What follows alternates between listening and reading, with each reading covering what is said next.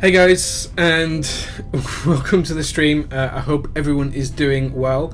I hope everyone is here and having a good weekend, good Sunday. I'm slightly under the weather, so I do apologise. I might lose my voice later on for that reason, and the fact that I have to go to work in Scotland tomorrow morning.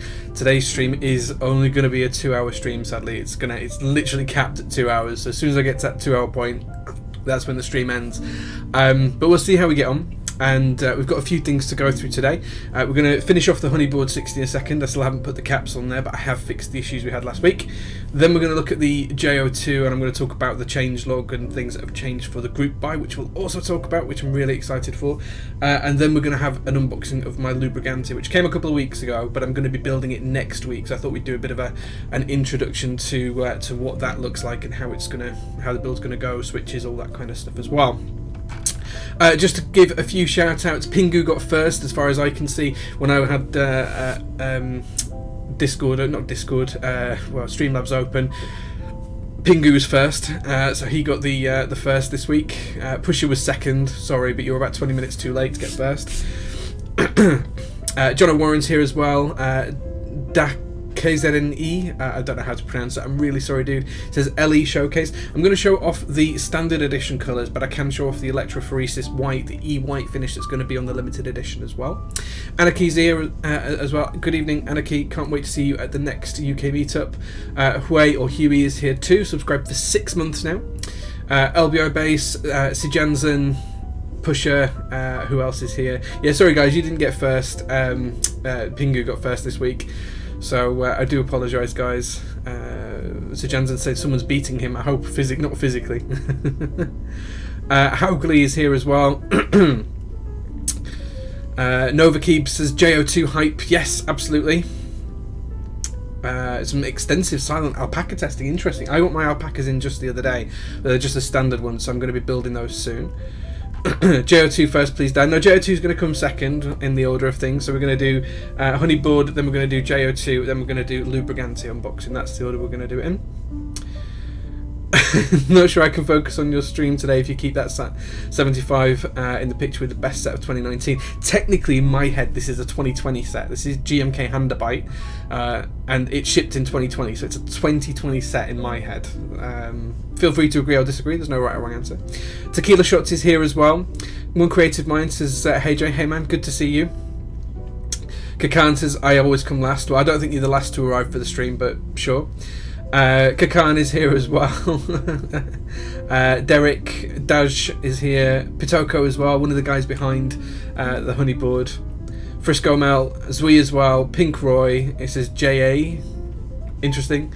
Can we move that puke set from the screen, please? No, this says staying. The board's in use, guys. The keyboard I'm always using always goes in the top left of the screen. You guys know this. It's always there. This has stayed here from last week, and it's spent a while on my desk actually as a Satisfaction 75. Usually I end up with a 60, especially when I'm streaming, because I need the space, so usually I'll change it out just before the stream. But I've been really enjoying moving back to this particular board, so yeah, really loving that. So Upas, you did a cracking job with the Satisfaction 75.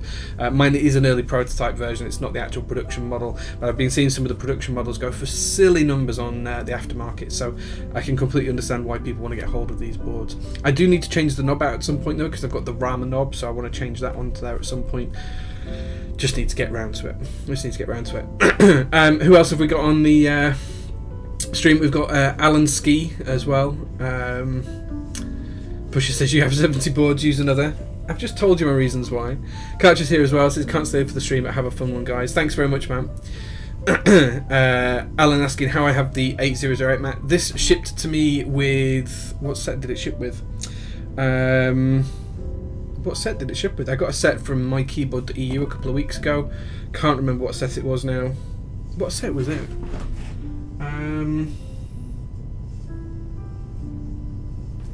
Can't remember. Maybe in Handabite actually. It might have been Handabite. This was in there ready and waiting for me as well. So very big thanks to the guys at mykeyboard.eu. You can see them up here. Do go check them out. Chet subscribed at tier 1 as well. Thank you very much, Chet. And Socialite has gifted a tier 1 sub to Pusher as well. Thank you very much for gifting that sub, and Pusher, congratulations. Has Upas said anything about a second round for Satisfaction 75? Not as yet, but I can't see there not being another round. I mean, I've had this one since April, so I took this to the UK meetup in April last year. So I've had it best part of a year now, and it's a great workhorse board. It's a really good board. Very much like it. Teal Technic, thank you very much for the 3 months of subscriptions. I really appreciate that. Socialite says, got to make sure active TC members are subbed. Very true, very true. Thank you very much for that. Switches MX says, been watching your videos on YouTube for a while. First time catching a live stream. Oh, well, thank you, man. Thank you. I'm glad to see you here. Yeah, it's nice to have so many people here. Saltwater says, I'm so hyped. I'm just making a bunch of Holy Pandas with 3204, which I'll put in my black KBD 67 Mark II with PBT Sanctuary Rebirth keycaps. That sounds like a great build. If that's your first build, then man, you've started off strong. KVS, it's going well. I'm really happy. I'll tell you why it's going well in a few minutes. I am slightly full of cold, so if I lose my voice, I do apologise. I hope it doesn't come across too much on camera. Tronics41, he's here as well. Tronics, good evening, sir. Very, very glad to see you as well. Acidic Pure as well, he's here with his little frosty emote there. I can never say this. She Chinin says hello all, welcome, thanks very much for being here. And Vogon and Frisco Matt are here as well, so thanks very much for joining, guys. Okay, so as I said, we have got a few things to talk about today and a few things to do. The first thing I'm going to do is get my 7U spacebar out for the Honeyboard 60. So this is what we built last week on stream, so I'll hold it up so you guys can see it. Now, if you remember, there was a reason why I couldn't screw the case together last week, and that was because the USB port was just slightly too small. So one of the things I did want to show you is that I've had to Dremel this out a little bit. So if I zoom there, can you see where I've Dremeled it out a little bit? It's not the neatest work, I'll be honest. I did it in quite a rush earlier on today.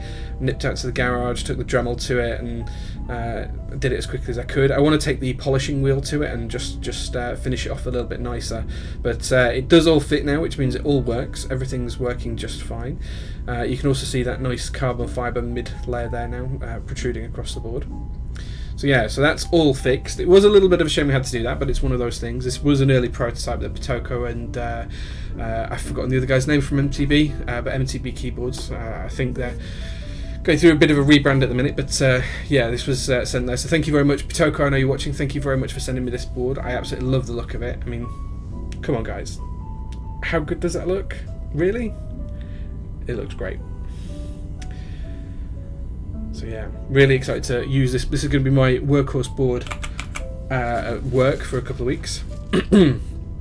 Hypnotic says, yeah, it looks like you had to go 1mm further than I did. So I had to go about 3mm to the right. I'll just show you that again. I had to go 3mm to the right. You can see how the gap's there. So it wasn't quite a good fit, but it worked. It worked. As I say, I'll get the polishing wheel out and tidy it up before I actually take it into work and use it there. Okay, so I'm just going to get the 7U spacebar out of this set here. In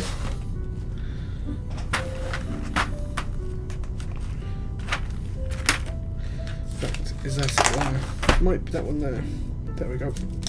It's just in here in the little child kit, which makes it a little bit easier to get hold of. There we go.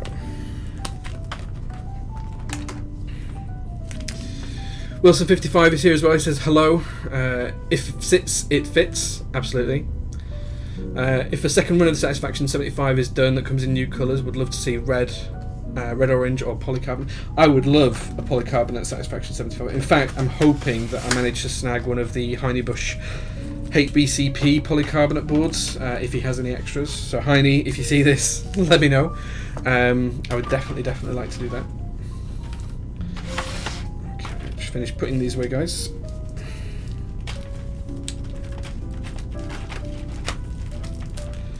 Come on. I know I've got the other keycaps here to put away. I'll do those off stream later as well. There we go. Chocolate rain. Yeah, absolutely.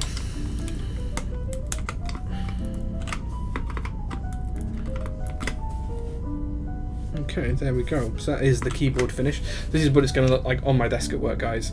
The Honeyboard 60 with GMK Chocolatier, and I've forgotten the name of this particular Kipora, but it was a limited edition one, which I'm really proud to have.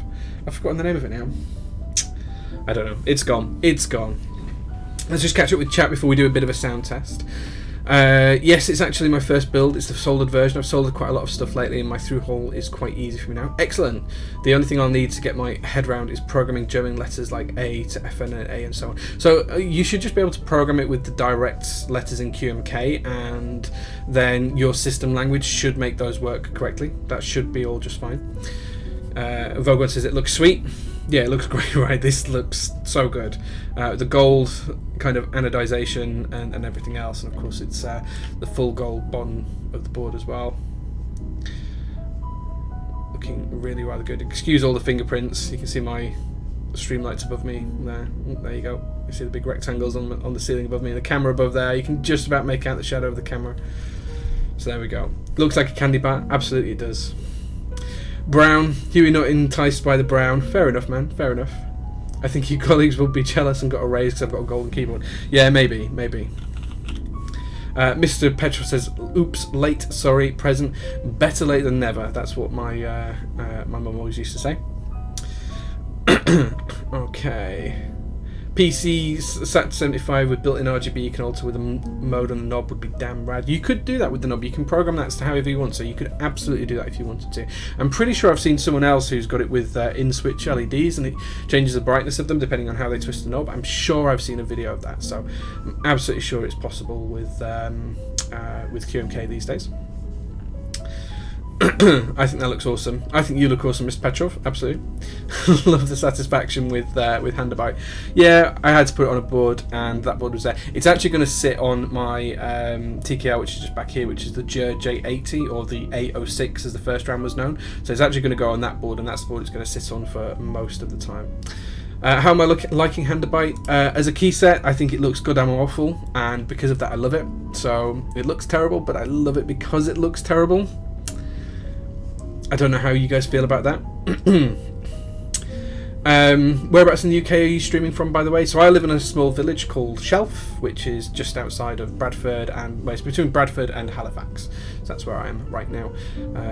Sat in my home office, which is where I do all my keyboard stuff from. So yeah. There we go. So yeah, so this is the board. I'm going to do a bit of a sound test. Let's just mute the music for a second. I don't even know if you guys can hear the music, but I want to be able to hear the board. I haven't typed on this other than just going like that, so I don't know what this actually sounds like. I do think the board looks great. I think the stabilized keys feel okay. I'm not a big fan of these C3 stabs. I think they're mediocre at best. And you have to remember as well, guys, if there's any switch kind of scraping noises or scratching noises in this, that's because these are unlubed, completely stock olive switches, olive creams, or nolivs I think they were called. So these are, the intention for this board is for it to be worn in at work for 2 to 3 weeks, completely disassemble it, have all the switches lubed, and then rebuild it. That's the current plan for this board. So do bear that in mind, that these switches are completely 100% stock, straight out of the bag, straight into the board. That's how they are. So so bear that in mind when I do the sound test. So just concentrate on the actual sound of the board particularly, and try and look past the scratches if you can.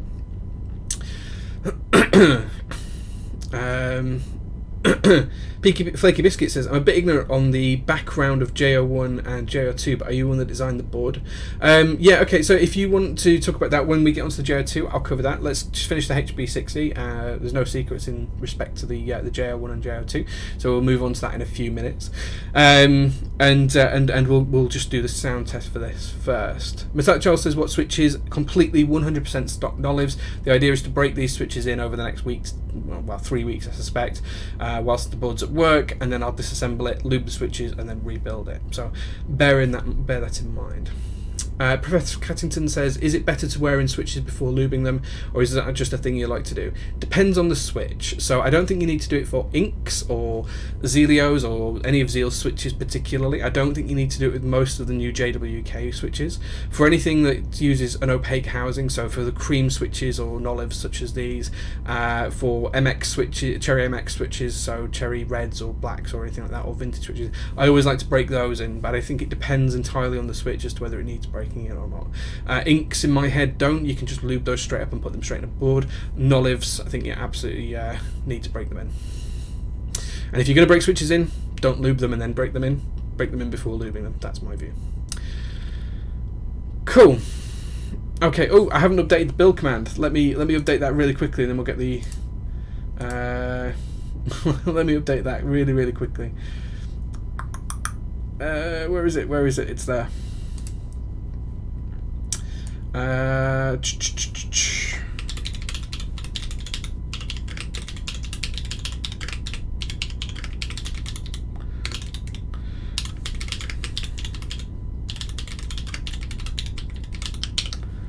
Okay, submit.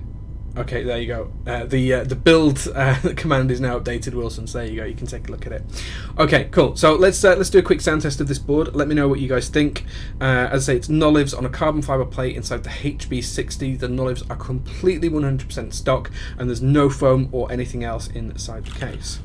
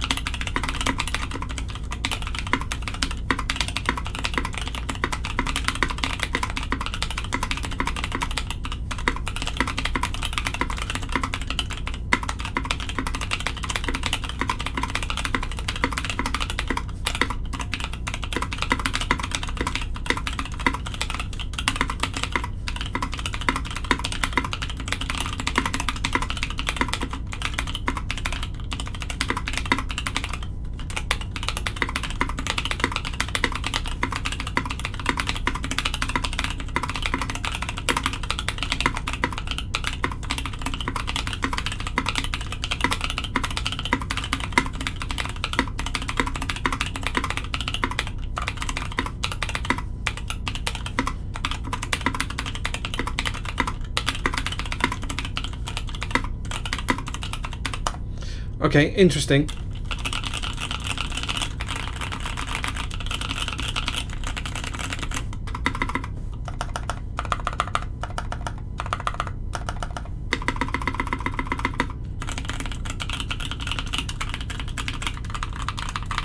Okay, first thing that jumps out at me is this is really loud.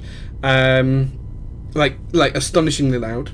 It's louder than I was expecting. So we built a board a little while back, which I can't remember what it was now, but we put Holy Pandas in it, and that sounded really loud. This sounds louder. Which board did we say sounded loud and shouldn't have done? I can't remember what board it was. I can't remember what board it was. Anyway, there was another board we built recently. I was looking behind me to see if it's on the wall. I think the sound itself is quite nice. It is really loud. I'm probably going to have to try and put some foam in this if I'm going to take it to work, which kind of defeats the purpose. So I have to have a think about that. Yeah, you can really hear the difference in sound underneath as well, because the hex shapes inside are different depths, so some are deeper than others. So you can really hear the difference on the rows.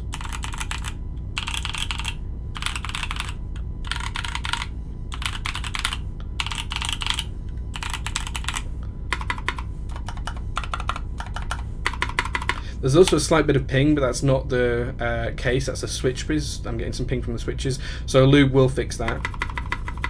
I think overall the board sounds okay. It's just very loud, so I need to try and dampen that volume down a little bit. So yeah. Oh, was it the better one for you, Garrett? It was the SKB65. That's exactly the one it was. Yes, I just looked at it on the shelf there, and you were exactly right. It was the SKB65. You're right. So yes, I think that looks good. I think it sounds good. I think it definitely needs the switches breaking in so that I can lube them. The lube will also dampen the sound a little bit of the switches, so that should probably change it in quite a good way. Yeah, I think it definitely needs that. One of the other things that is causing some of the vibration is the sound through the desk. So my desk is actually two desks put together, and it's hollow in between, which is where all the cables for everything else sit. So that's definitely affecting it.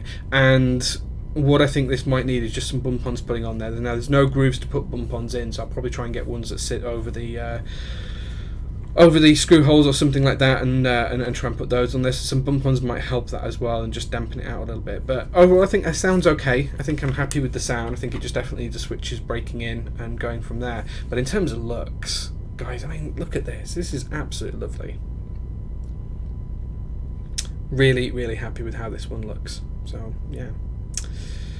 Okay, so that's it. I think what we need to do now is move on to the J score for the HB60. So if you guys can remember from last week, when we took the board out of its packaging, which there wasn't much. It was just a box with some polystyrene wrap around it, and then if we go through all of the different categories, and we'll see what you guys think when it comes to the J score.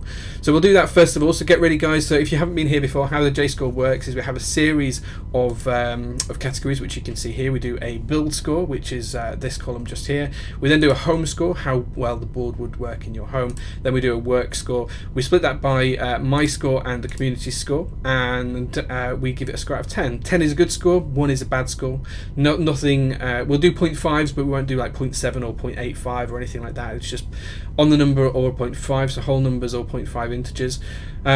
We'll score it across all of these different categories that you can see here. Then we'll take a look at the overall score and we'll see how the board fares. So we'll do the J score for this first, then we'll move over onto the J-02. I remember there was a question earlier on about the J-02 as well, so we'll go back to it.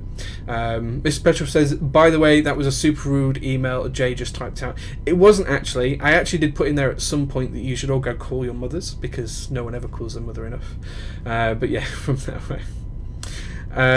Like a golden ticket, yeah, I think just the gold working with this. When you guys made me change the keycaps over last week on stream, you guys were absolutely right. Okay, so let's take a look at the HB60. Let's fill out the J score and let's see what you guys think. So the board is the HB60 and it has a olives in there.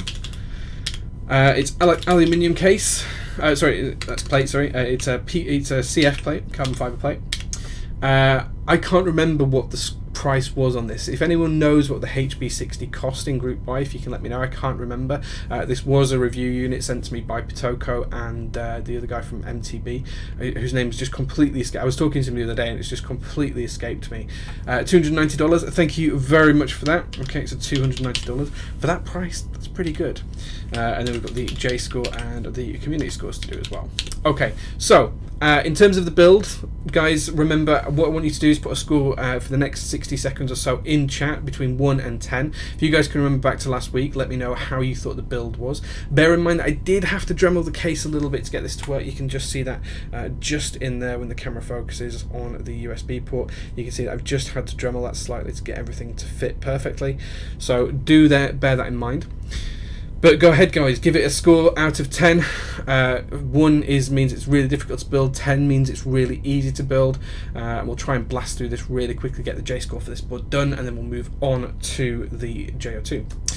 My view on this one is it wasn't particularly difficult to build. Everything was fine in terms of the actual soldering. I think the production units didn't all need Dremeling. I think there's only a handful of them that did.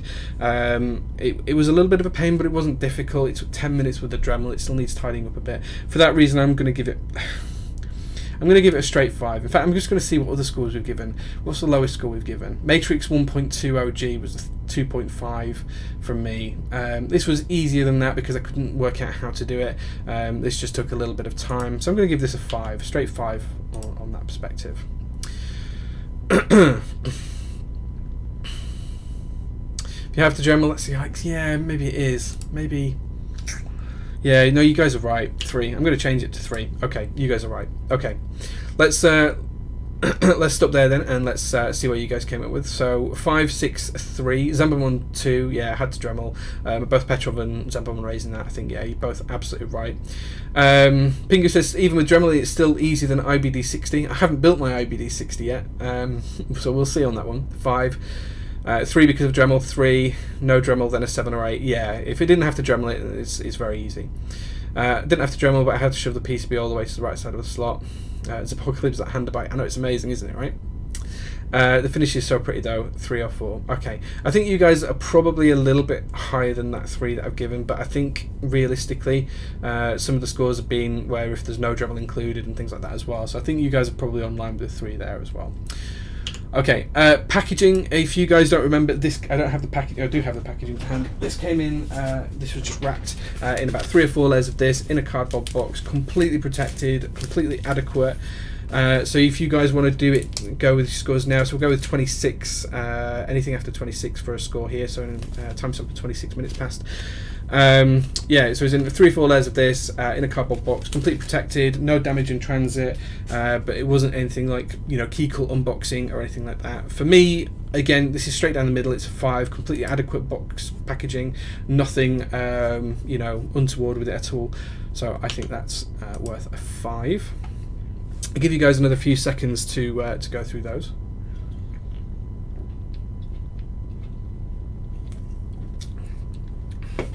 The way I look at it, for a 5 is an average score, right? If it was anything less than a 5, it would have to be pretty terrible packaging for me. You know, potential damage in transit, all of that kind of stuff, and then anything above 5 is you know, starting to add improvements. So you know, maybe labels and all of that kind of stuff, and making it nice, right the way up until having its own custom carry pouches and stuff like that.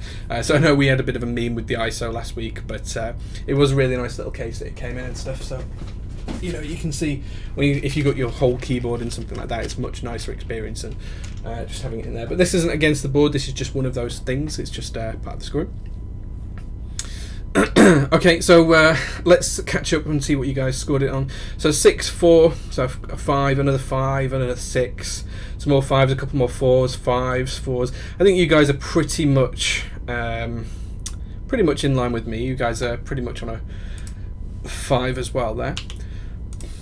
Okay, Mr. Petrov says 1,000 bits to move it off screen. It's not moving off screen, it's staying right where it is. I'll tell you what, I'll move it a little bit further back and I'll just reach when I need to type. How about that? Is that better?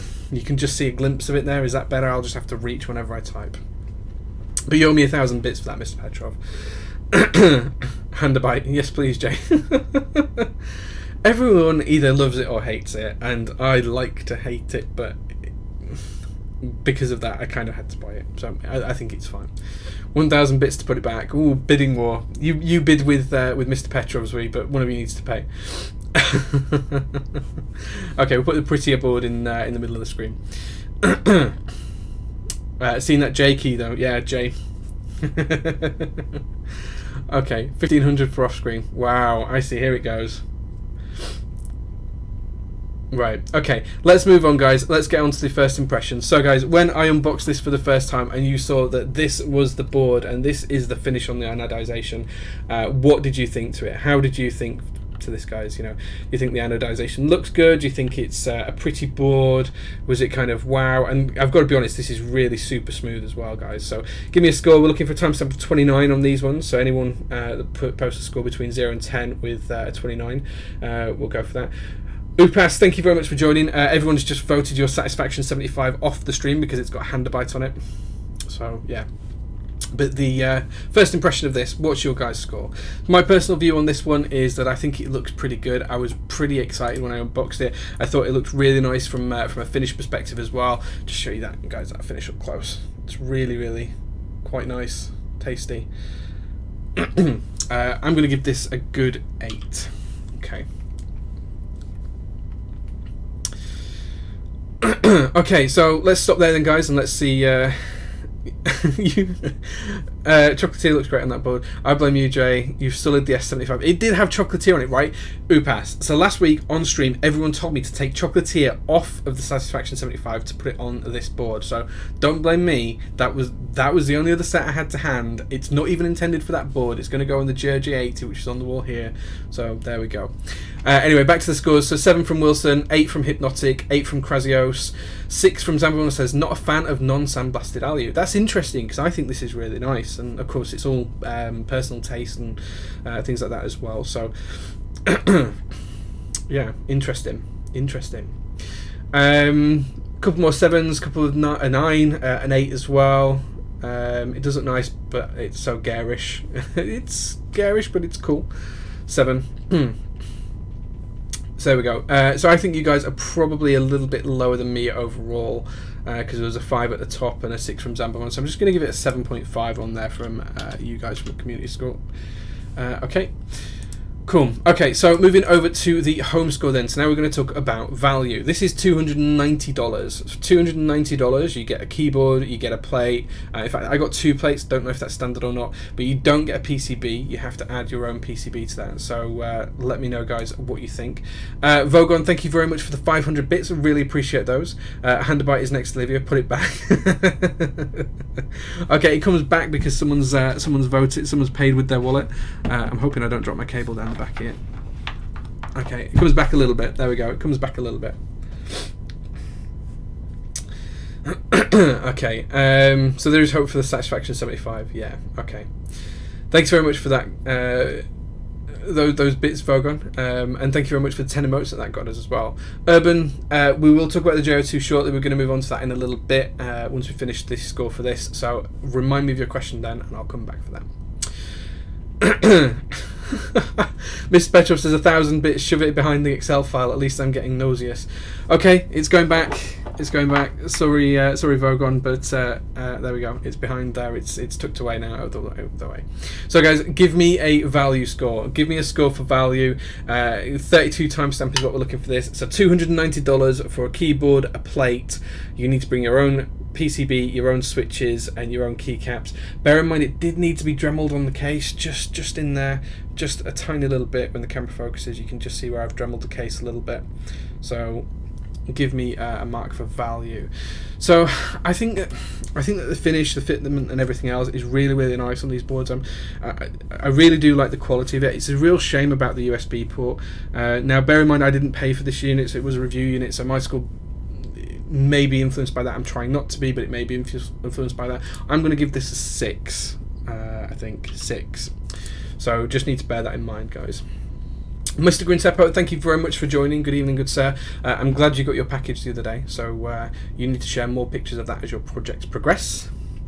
Okay, let's stop the scores there and let's see what scores people came up with. Depleted Vespine goes for a 4. Good evening, dude. Good to see you. Krasios says 5. Dash says 4. Lolzorkin says 5. 5. 5. Not even a USB cable? No, there was no USB cable. A couple more 5s. Wilson changed to a 5. He said 7 before. Okay, so that's a 5. Vogon says 7. Chet says 5. The milling work and design is worth the price. That's really interesting because the inside is, of course, milled in all of those lovely honeycomb shapes, which do look fantastic, by the way. Okay, guys. So yeah, so I think I think you guys are probably overall a little bit higher than me because there's a couple of 7s. Oh, maybe not. Maybe not. Looking through it, there's more 5s than anything. Maybe you're a little bit lower than me. I'm going to put a 5.5 down for the value. Okay, moving on then, guys. Anything with a timestamp of 33 afterwards as well. What do you guys think for the style? How good does this board look from a style perspective? Is it nice? Do you like the rounded corners? Do you like the style of the HHKB blockers? Do you like that sandwich look on the side? Give me a score out of 10 for the style.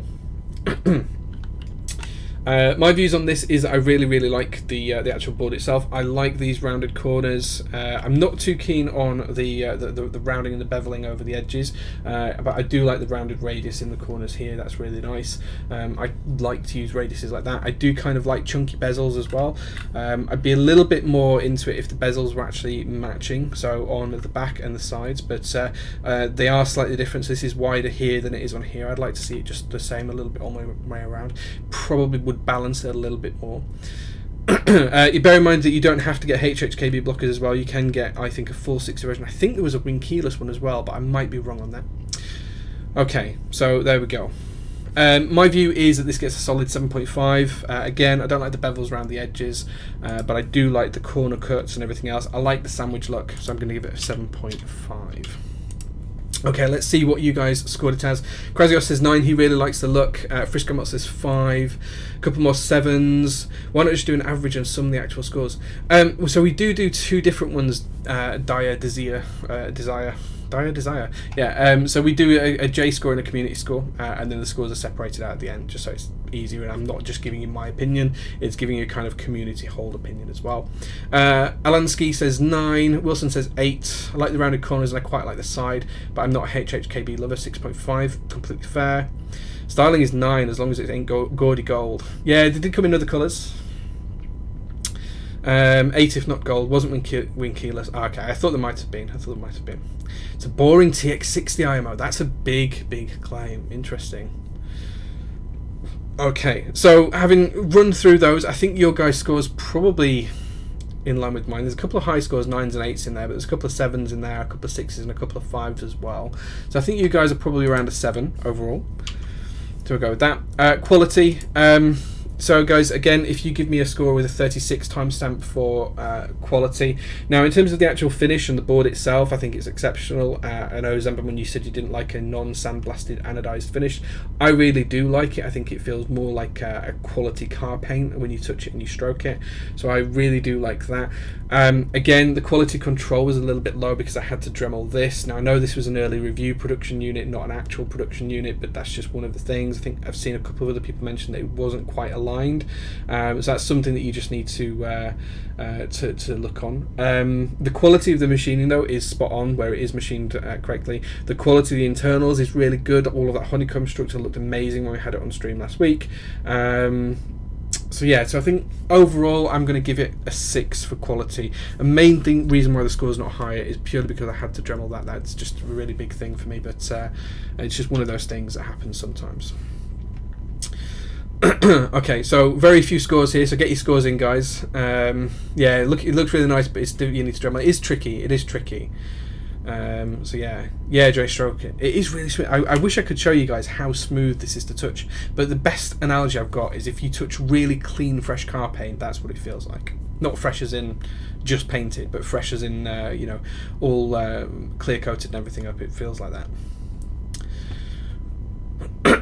I agree. I would be giving it a really close to an 8.5 or a 9 if I didn't have to do the Dremeling. So yeah, so bear that in mind, guys. Candy paint, yes, that's exactly it. It scratches really easily. Yeah, it came with a couple of scratches, but again, this was a review unit, so I'm not going to count scratches against it. So yeah. Okay, so you guys have gone for a few 7s, a few 8s, a few 6s, a couple of 5s, quite a few 6s actually. Shoko giving it a 6 as well as Hypnotic and a bottle of fish. So I think you guys are probably giving it a 6 overall as well, so let's go with that. Typing sound, so just a reminder, it's really loud.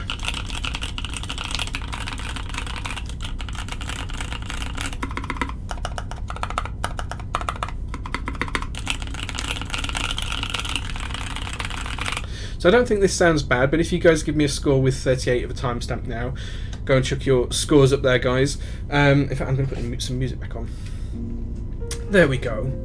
I think this sounds pretty good, and I think this is going to sound a lot better once I've taken these stock olives out. I think I've lubed them, worn them in a little bit at work over the next few weeks, and then put them back in. I think it's going to sound a lot better, so I might come back and review this board just on a couple of these scores, the sound being one of them. For me, I think right now,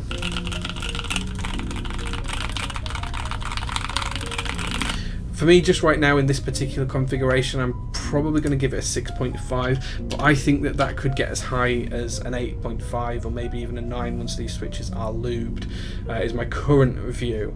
Okay, stop it there, guys, then, and then let's see what you guys have come up to. A couple of 6s, 5, 6, 6, 6, 7, 6.5, 6, 6 unlubed, 8.5 lubed. Yeah, it's hard to say where it's going to be with lube, but we'll come back and review that particular score once we've lubed it, and a couple of 7s as well. So I think you guys are pretty broadly in line with where I am. A few 6s, a few 7s, and a couple of 6.5. So let's go for a 6.5 on that. Typing feel, you guys are going to have to trust me on this. It's quite firm. There's no flex or give in it. It's a carbon fibre plate, but it's sandwich mount, so it's completely crushed in all of these areas and held together and firmly held together. It's really firm. It actually feels like typing on the Zephyr, which we haven't given a J score, but it feels almost identical to typing on the Zephyr. There is no give or flex in this particular board, which isn't necessarily a bad thing. Some people like firm boards, so for this particular one, I'm going to give it a 6 just from a typing feel. And I know you guys can't justify that, but you know, it is what it is. We'll have to go with that, I'm afraid. Okay, innovation then, guys. Let's hurry up and get some scores through for this one. So anything with a timestamp of 40. Do you see anything innovative about this board, or is it just run of the mill? Bearing in mind that we gave the PC Canoe a 2.5, the Unicorn a 6 and a 7, the Brass Key Cult number 2 a 9 and an 8.5. We gave, what else did we give? The Lin Whale we gave it a 2 and a 4. The Prophet we gave a 7 and an 8. You know, so those are the kind of scores that we're talking about here. Is there anything new here that makes you think, yes, this is really innovative? And again, this isn't necessarily something negative about the board. You can do something existing really, really well, and it can be a great board. So this isn't to detract from the board itself. I think the one redeeming quality this has is not about the finish or the fitment or anything else, it's about those internals. We very rarely see internals milled to change the sound profile of a board or anything like that, or even for aesthetic purposes. So I think the internals do give it something. Normally I'd give a board like this 2.5 just because it's so similar to everything else on the market. But for me on this one, I think I'm probably going to give this a 3.5, and that's just because of that honeycomb structure inside, which is really good.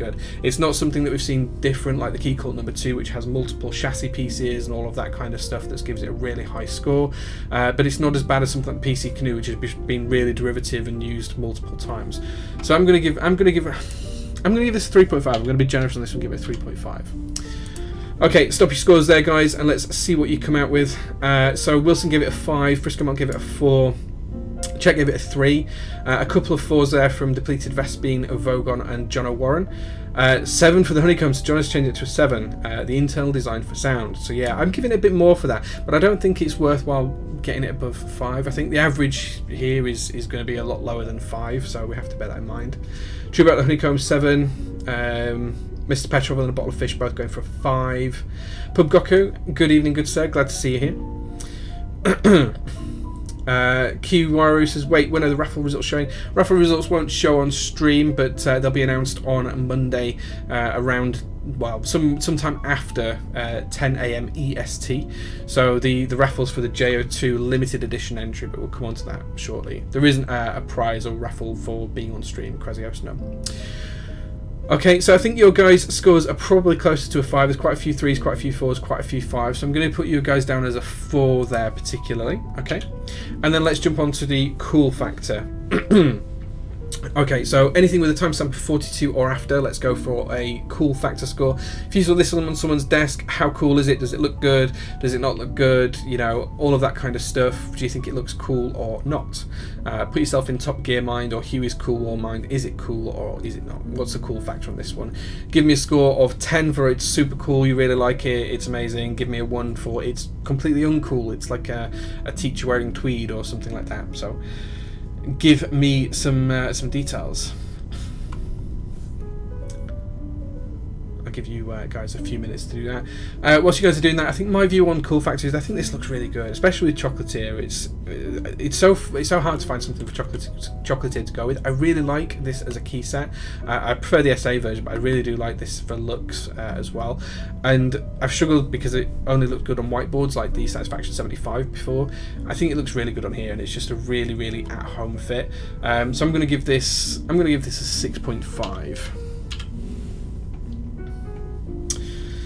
Okay, let's see where you guys scored that. A 5 from Alan, 5 from Daj, a 3 from Huey, okay, 6 from Mr. Petrov, interesting, nice. Mr. Petrov also in 3rd place on the Bits leadership as well, congratulations dude. 6 from Zambamon, 7 from Hypnotic, 5 again from Frisco Melts, Boring TX60 Clone, yeah, I get that, I do get it, I do get why you're saying that, but I disagree. I think it's different enough to differentiate itself. 6.5 for the gold. I think if I saw this I'd be kind of impressed at work, small layout gold board, custom keycaps. Yeah, exactly right, we haven't gone to the work score yet, but yeah. A couple more 6s. So you guys are pretty much on 6 on the nose, so I'm going to put you guys down for a 6 there. Okay, and now we jump on to the work score, guys. So practicality. How practical is a board like this? Should we weigh it and give you guys an idea of how much this weighs? So in grams it weighs 1,215 grams or 1.2 kilos, and if we change it over to pounds it's 2 pounds 11 ounces. 2 pounds 11 ounces. So that's the weight.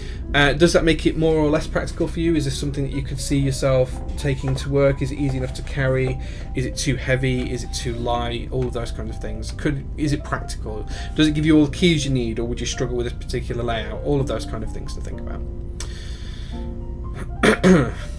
Okay, Okay, I'll give you guys another couple of minutes on this one. For me, I think it's practical in terms of I'm going to take it to work. It's small enough and it's not too heavy. It's fairly light.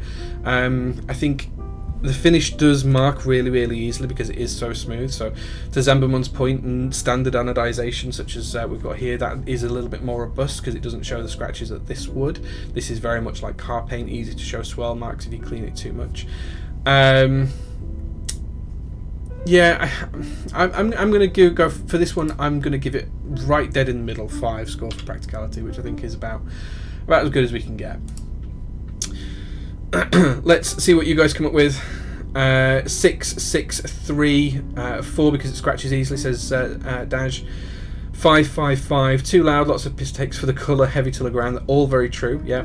4.5, 5, 4, 6.5. You'd have to get a case, you can't just chuck it in the bag, so probably average about 5. Okay, so I think you guys are probably averaging a 5 as well. A couple of 3s, a couple of 6s, lots of 5s, so let's go for a 5 for that one.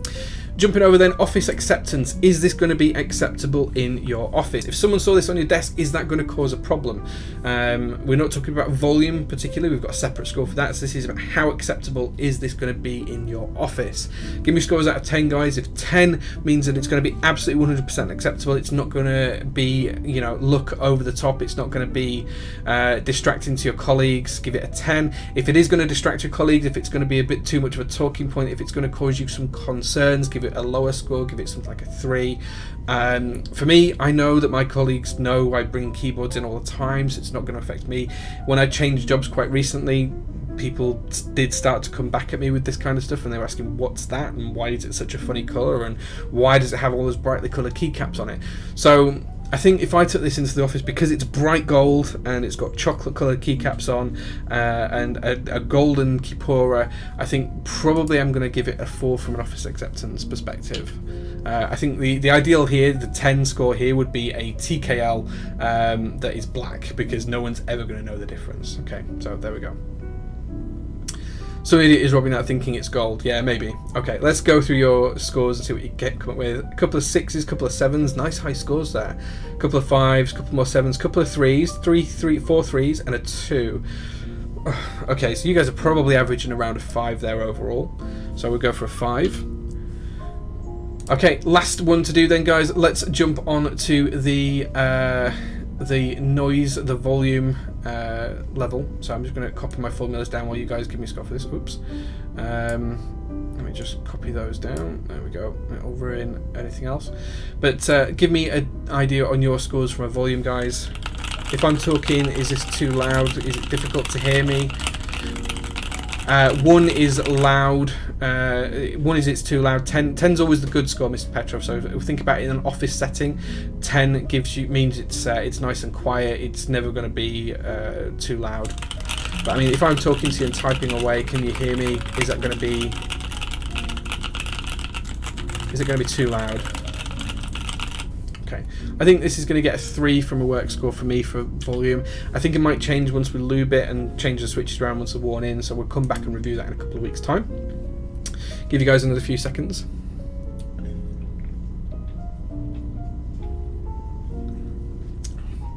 Jake Rep says they had to kill the creams build for work, so I'm at the 2 to 3 stage. Yeah, I completely get that. Yeah.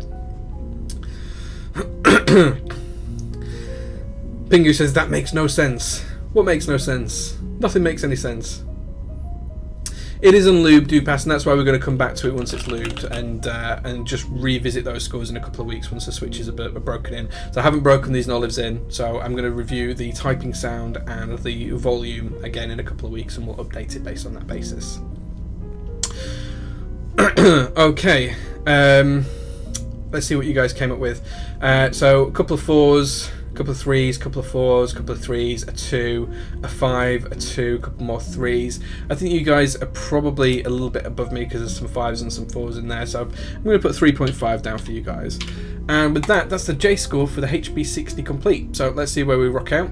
So overall, it gets a score of 54%. It's in the D plus the D category. That matches things like the SKB65 as well. And yeah, that's where it's come out at. So my hot take for this one is gold isn't everything, but at least I can use my chocolate keycaps. So I'll pop that in there as well.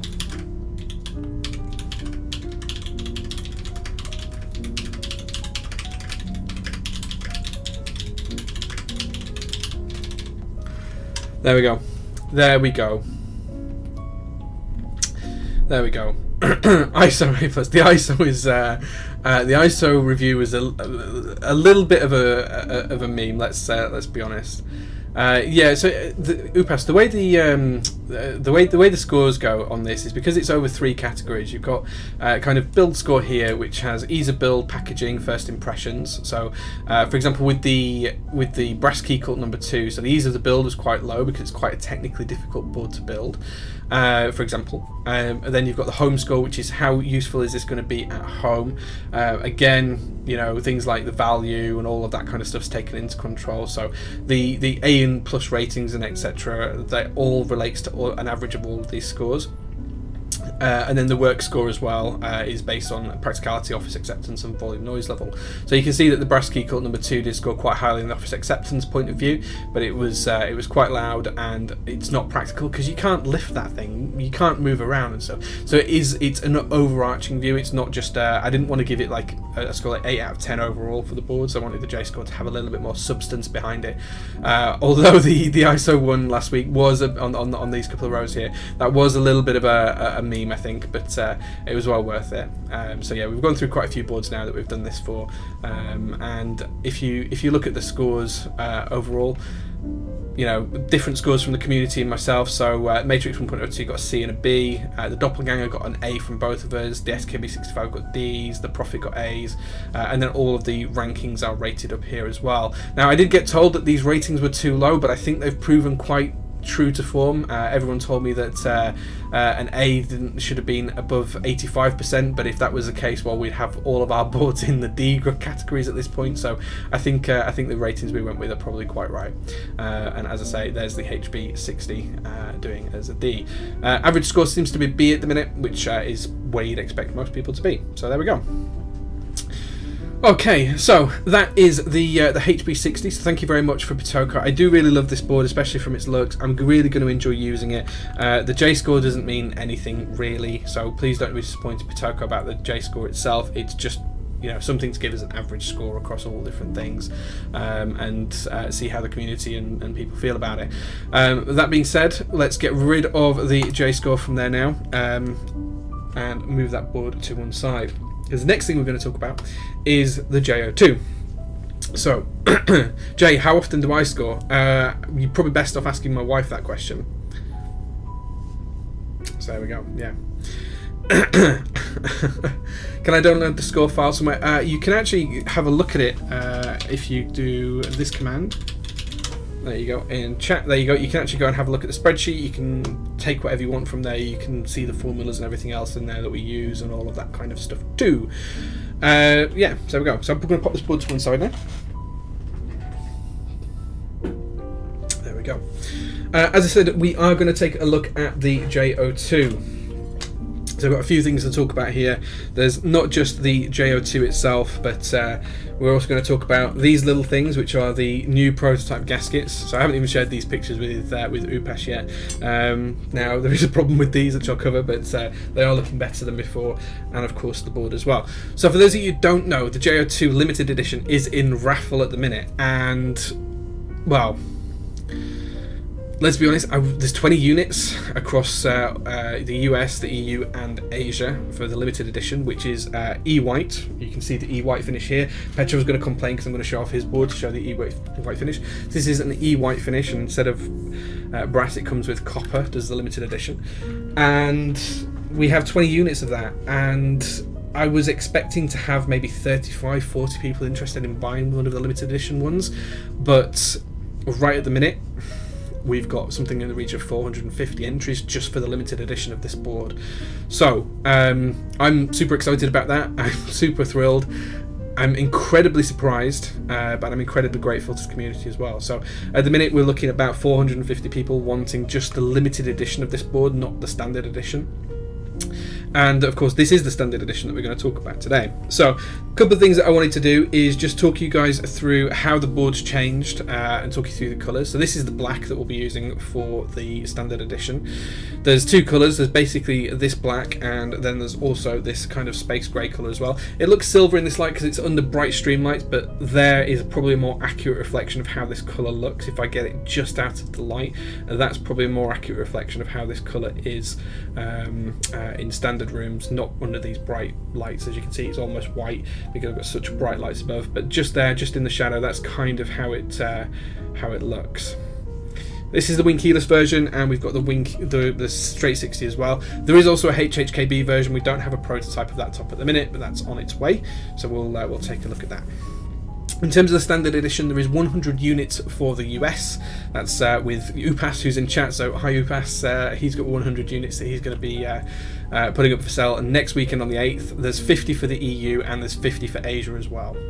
So there we go. So that's the board. What I wanted to tell you guys is that when you've seen the J-02 builds that have been done quite recently, so I know Nathan Kim, Tehe Types, he's had one, and Gasps had one, Mintily had one as well. And they all loved the board in terms of the sound, and you saw me when I built mine.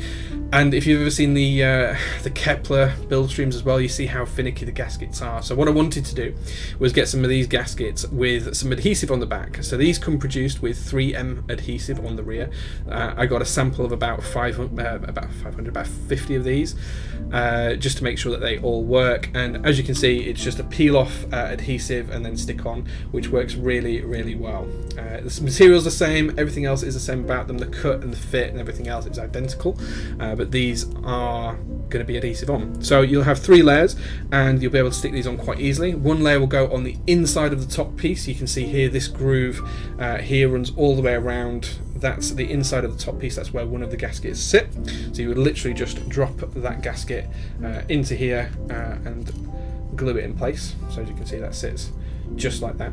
Now you'll notice that there is cutouts in different areas. We'll talk about those in a second because that's one of the second changes I want to talk about as well. Okay, and these will just stay stuck in place and you can use it from there. Then you'll have a middle layer and a base layer, and effectively you've got the same. So these two will both glue in and glue on top of each other. So you'll glue into a groove the same as this one on the brass mid layer of the J-02. So you can see here there's got this lovely brass mid layer. That has got a very similar groove to the top piece milled into it. You'll stick one of these into there as well. Really easy to orientate as well because you've got these 2 corner cutouts. They go to the bottom of the board like so. They sit in that kind of orientation. You'll be able to put that in there. That will stick to the brass. It will hold in place. It won't damage the brass. I've had some of these stuck to brass parts over 2 weeks now, and there's no damage when you peel it off. There's a little bit of residue. Clears straight up with some isopropyl alcohol. Nice and easy. Once you put that one in, it's just a case of layering this one over the top. And then, as you can see, when you layer these two together, there's kind of a ledge that's created. So you can see on here there's a ledge. That's where the plate sits. So you do that all the way around, and then the plate sits on top of the bottom layer. It's sandwiched by the middle layer, and then when you put the top layer on top of the board, all compressed together nicely. So that's change 1 that I want to talk about. Adhesive gaskets saves a lot of time, a lot of effort. Should take about 35 minutes off the build time. Going by Tehe Types' stream the other day for the J-01 that he built, and I hope you guys will agree that that's a big change and should be something that we can do. Now I was going to use these gaskets when I ordered these as prototypes. I ordered them in 1.5mm layers. Sadly they came in 4.5mm layers, so these are too thick to use in the build. But as you can see, they're quite thick and chunky. It's about 1 centimetre thick here. So so the factory is sadly closed for Chinese New Year, and of course because of the coronavirus outbreak at the minute. So once they're open, I'm going to get some of these revised with the 1.5mm thickness, and they'll be a lot faster anyway than getting the boards and everything else done. So we'll see how that goes for Corona Year. Well, I think that's a bit harsh. I mean, it's Chinese New Year. It just happens that they've got the coronavirus going on at the moment. So, yeah.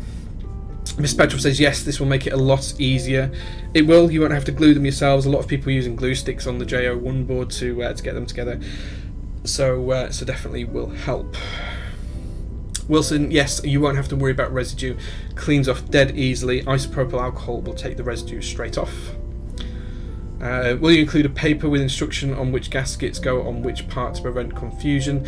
Yeah, the gaskets are basically, I've only got 2 versions here, but they're basically 3 versions. There's a really thin one which goes around the middle of the plate, so thin in this dimension in the width. That goes around the middle of the plate, and then there are 2 other gaskets, one that goes above and below. So there we go. Yeah, there we go. As I say, the grey colour, that's probably a better reflection of the grey colour. It is proper space grey, not silver. I know it looks like it in the light, but it's not. Logan Shogun says that silver board is a self-built. Yes, this is my board, the J-02. It comes with a... bear in mind that this is a prototype, so we've got black pieces and grey pieces. So if you buy one of these boards in group buy next week, you would get either all grey pieces with brass middle and pen rail, or you would get all black. And you can see this is the other black piece here that replaces this top piece, this silver piece. So there we go. The magnet mounted pen rail is remaining. We did talk about it, Upas and I, about whether we'd actually change the pen rail from being magnet mounted to being screw mounted. So you'd screw it together first and put the board together. But we felt that detracted too much from the actual build of the board itself, and plus it gives you this nice rod to hold on to and to play with if you want to do. Space grey, not J top, black bottom of L. It's not something we'll offer in the group buy. The idea is very much that you would have one coloured board in the group buy. You wouldn't be able to buy mix and match tops and bottoms. So it just adds too many SKUs to be able to do that. So yeah, so there you go. So pen rail there just fits so nicely like that. Love the noise when it clicks in, and then of course you can just set a pen on there as you need to. I actually do have quite a nice brass pen I can show you guys. This is the pen that I use pretty much every day, which is my fountain pen. This was milled from solid brass for me by a friend on a lathe, and I've had it about, I don't know, about 15 years. As you can see, it's starting to get some patina on it, which is quite nice now. So there we go. And that usually just sits on my board just like so. So there we go. Pen rail can be a makeshift weapon. Yeah, the pen rail is a pretty substantial piece of metal. I do have another one lying around somewhere over here actually. This is another J-02 pen rail. No magnets in this one, so you guys can see this is how the magnets install. You just pop them and push them in there. Sometimes they need a bit of force to get them in there, but yeah. Yeah, there we go. So that's the most of the changes. One of the other changes I wanted to talk you guys through as well was something that wasn't evident until we got the J-02 prototype in, and that's the gasket compression. So because on the J-01 we had 3 mounting points, we had one here, one in the middle, and then one here. It held the board together quite nicely. Now what we've noticed is, as you'll see quite here, there's a little gap developing on this prototype between the silver top and the brass middle, and that's just because there's nothing to hold it together. You can quite easily close that with your fingers just by nipping it tight, so you guys can probably just see that happening. It's about 0.25mm gap, so we really wanted to address that. And when I showed you the gaskets earlier on, you might have noticed that there's some little cutouts in the gaskets here as well. And what those gaskets are for is because when you layer these gaskets into the top case, so I'm just going to show you this one here. You can see that we've got the cutout here in the bottom corner for the post, and the post is what aligns the brass middle, so the brass middle aligns over there. What you can see here is there's a little cutout, and that's because right here we're going to have another little screw port. We're going to have 4 of those, one here, one on the top here, one at this side, and then one on the front edge as well. And what that's going to do is that's going to allow you to build a board together.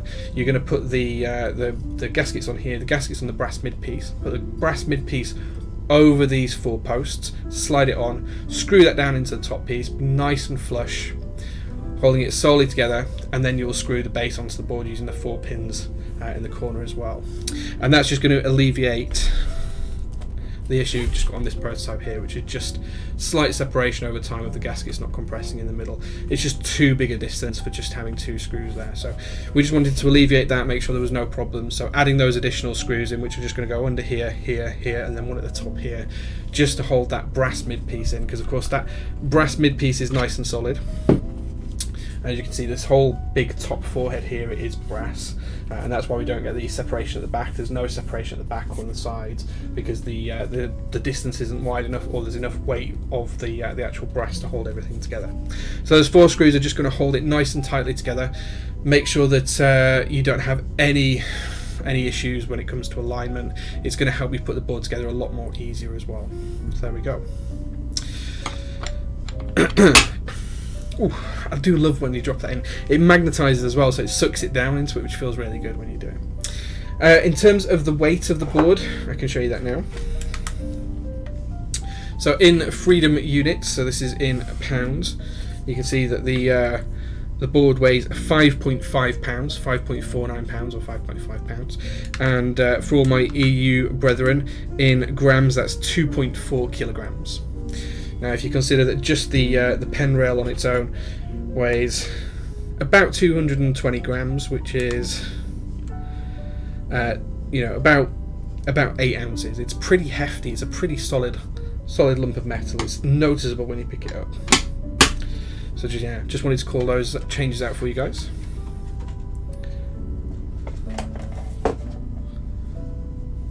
Quick typing test, yeah.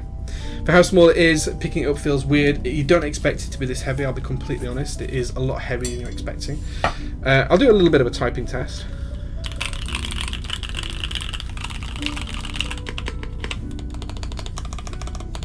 These are lubed inks.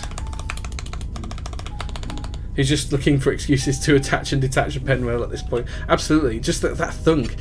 It's really difficult to show you guys, but because the magnets suck it down, you get to a certain point, you let go, and it just drops in, and it doesn't just drop, it thuds in because it sucks. It's just such a nice little feeling, and I kind of like to just have this one just to beat the wife with. I don't beat the wife, that's a joke, but I like to just have one lying around because they're just a nice little plaything. But yeah, nice piece of metal. So the group buy for this, the limited edition in E-White is open right now. That's a raffle for 20 slot slogan, but the actual group buy for this takes place next week on the 8th. It opens at 10 AM Eastern time, that's worldwide. So there's a EU vendor, which is mykeyboard.eu, they're up there. There's iLouis with iLumKB opening for Asia, and then there's Upas with Canon Keys, who is somewhere in chat, I don't know, I think he was in chat a few minutes ago. He'll be doing the group buy for America, for the USA. So there we go. Price is $460. That includes all of the stuff you see here, apart from keycaps and switches, as well as a carry case bag and everything else.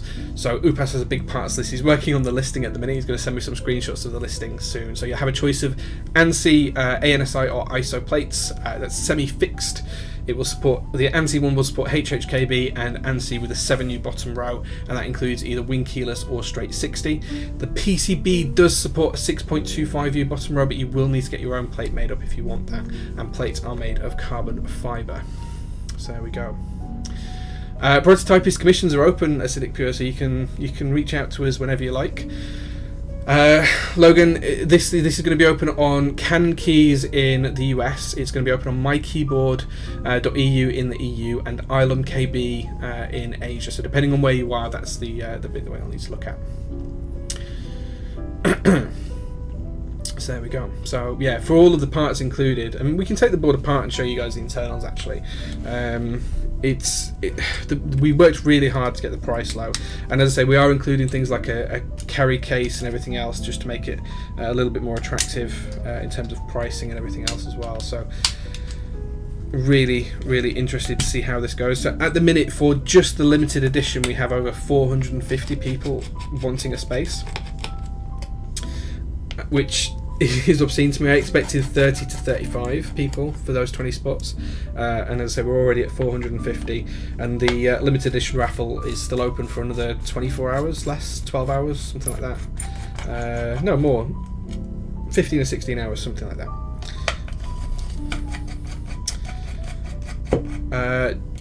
Feels like this is going to sell out pretty quick. I did not expect the response that we got from the limited edition version. So maybe I couldn't tell you. Okay, so let's get these screws out.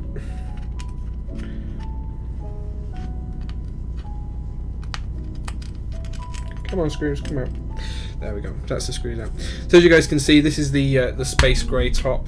As I say, the colour out of the bright lights, because these lights above are really bright. So that colour there is pretty much what it looks like. Space grey. You can see the brass parts as we talked about before. The pen rail just clips on from there.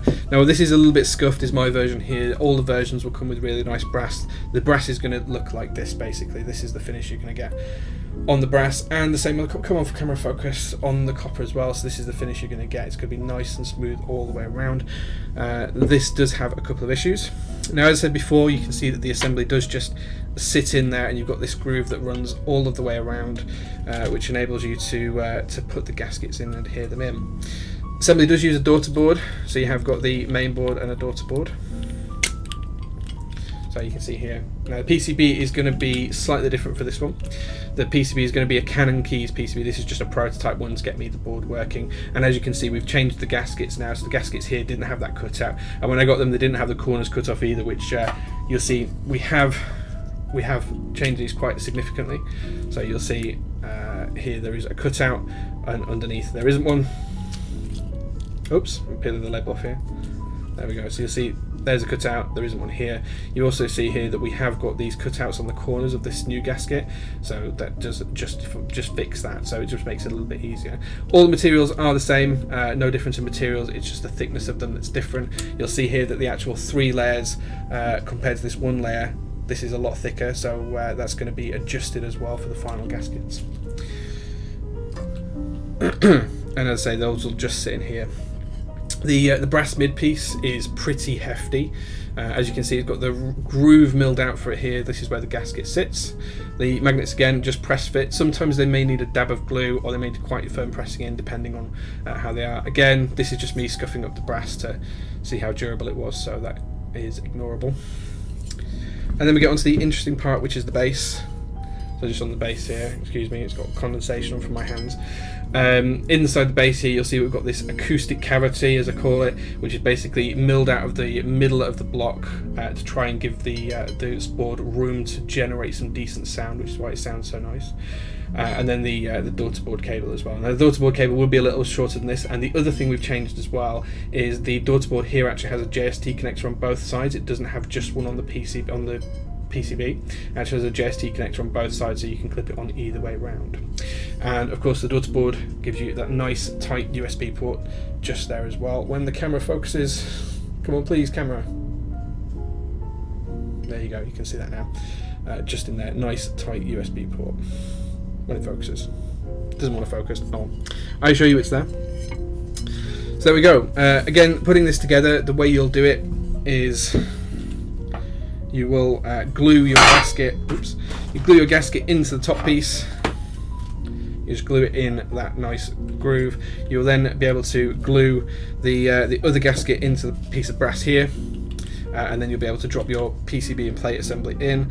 Now bear in mind that this is not glued together. This is just all held together. It makes putting it together a little bit more difficult. So it will be easier than this to put together on your particular builds because it'll be glued. And then what you'll do is once this is all aligned and put together, you can then just drop this into the top housing. So you can see here that the 4 mount points in the corner are held on by the case. So you'll take the case, you'll just drop that over the top. I've got it stuck on one of the gaskets, ignore me. And then, as I say, we're going to have 4 screws on this side. So you have one here, one there, one there, and one here, and you'll just screw those down to hold the brass and everything together, and that will just knit the 2 parts together nice and neatly. And there we go. And the board will go together from there. Then you're just a case of putting the cable connector on, screwing it together on the bottom, and dropping in a pen rail, and the board's done, put together. So there we go. Whew. So there we go, guys, there we go. So next Saturday, 10 AM Eastern Standard Time, the board goes on sale, $460 for the standard unit, and it's going to include all of that stuff. You're going to get a case, you're going to get all of the screws, you're going to have 12 screws, you're going to get 12 magnets to hold everything in place, 3 on each side, and then 3 on the brass mid piece as well. You're going to get all 4 pieces of the case, and that's why the price is quite high as well, guys, because this case is 4 parts. It's got the pen rail, the top case, the bottom case, and the mid piece as well, so it all adds up. That's before you even start to consider that it's got the 3 layers of gaskets, the carbon fibre plate, all of the magnets and everything else that hold it together. So really, and the travel case as well. So really excited to see how this does next week. Right, let's see if there's been any questions. I've been going through a few minutes. Would you be able to put an iPad in the pen rail though? No, but Forzen, if you're in my Discord server, do tag me after the show in there, and I will send you a picture where I did try to put an iPad in there to see if it would work. It doesn't, sadly, but I did actually try it, and I scratched my wife's iPad doing it. So if you want to see that, do PM me and I'll send you a picture. Jay, do you think that the middle part of the gasket still needs adhesive because people might try to disassemble a board in the future? You'll be able to peel the gaskets off. So one of the things that I can show you, if I can take this back apart, is that even if you... Hold on. This is where I've pushed it together and it's stuck on one of the gaskets. Need to add a holder. Interested to see that as well. Yeah, just drop me a message on the Discord. So one of the things we did change as well is the tolerances around these are actually quite tight, so it holds onto them quite well. I may need to prise this apart. Hold on. Sorry, guys. Come on. Yeah, this is one of the things that went a little bit too tight with the tolerances. So tight tolerances are usually quite good in most cases. In this particular case, it was a little bit off, a little bit too tight. Right, okay. Come on.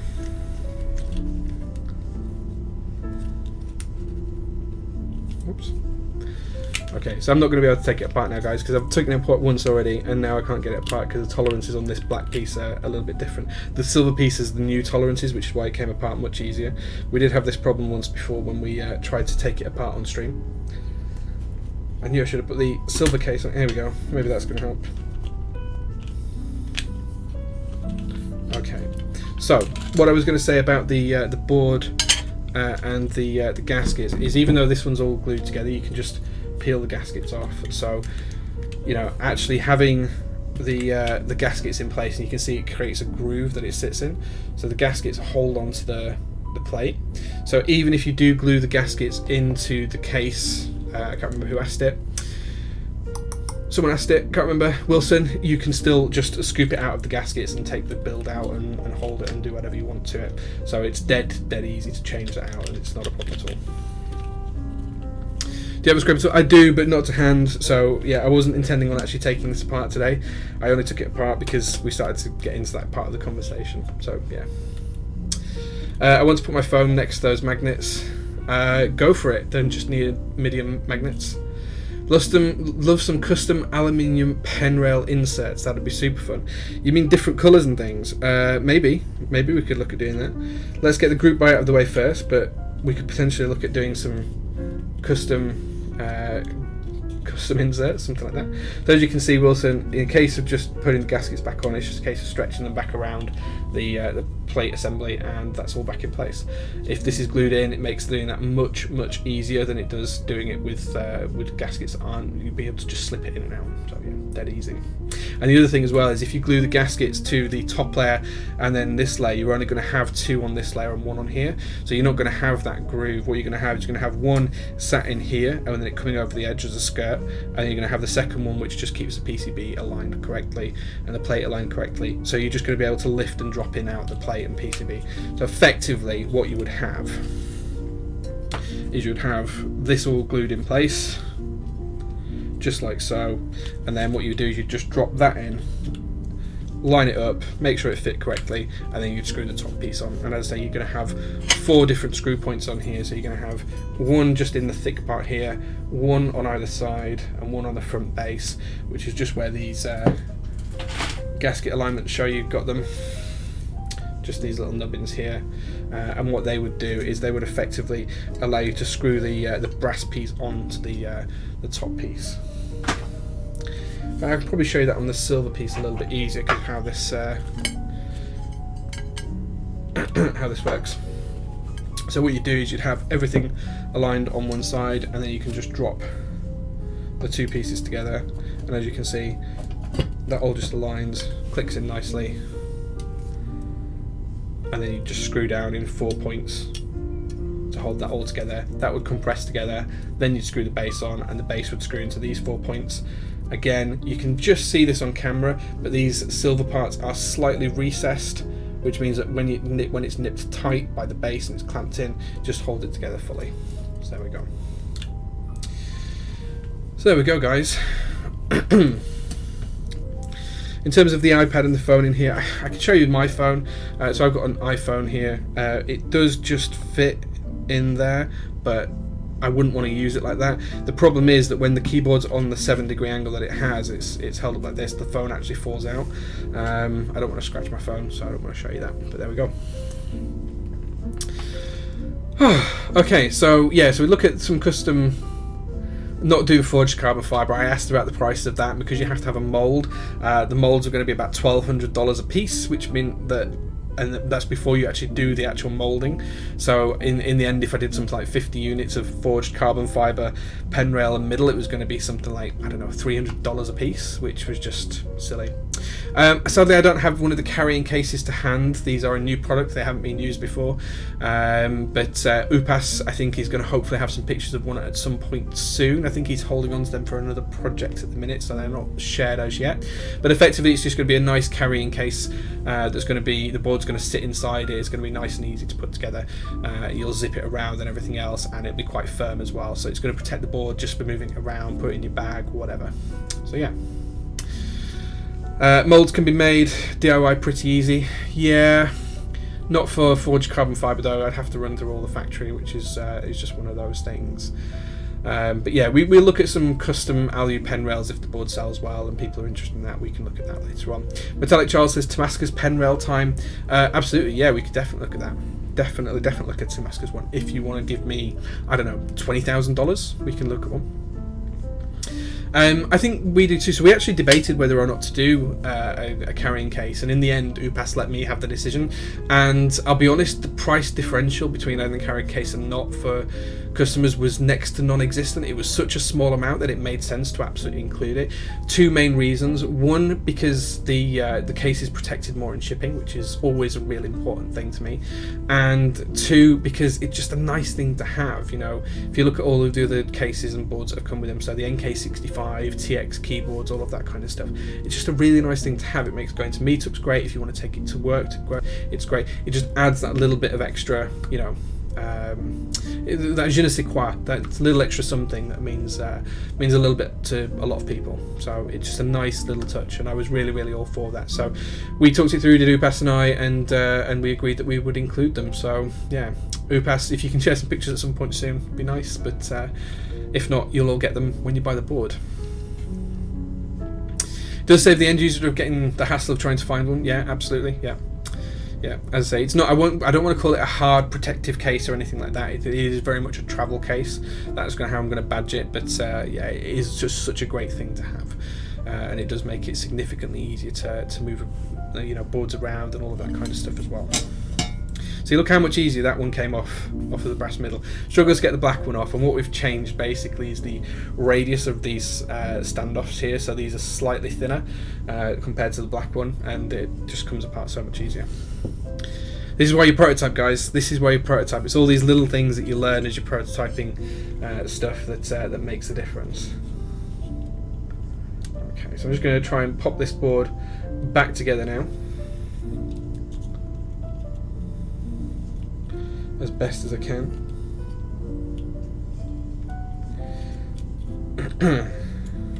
And I'll be right there with you guys as well.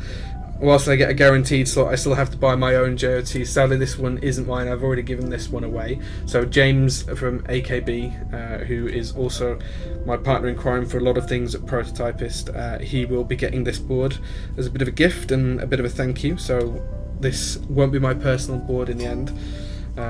So I'm gonna be right there with you guys, getting my own boards and everything else as part of the group buy.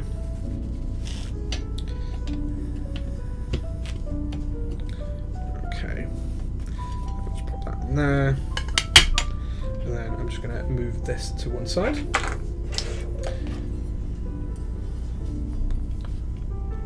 There we go.